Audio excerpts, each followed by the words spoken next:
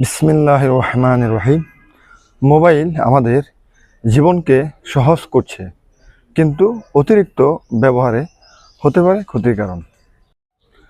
দীর্ঘক্ষণ মোবাইল ব্যবহার করলে চোখের সমস্যা ও মাথা ব্যথা হতে পারে। ঘুমানোর আগে মোবাইল ফোন ব্যবহার করলে ঘুমের মান নষ্ট হয়। সারাক্ষণ সোশ্যাল মিডিয়ায় থাকলে মনোযোগ ও উৎপাদন ক্ষমতা কমে যায়। বেশিক্ষণ মোবাইল ফোন ব্যবহার করলে পরিবার ও বন্ধুদের সাথে বাস্তব সম্পর্ক দুর্বল হতে পারে।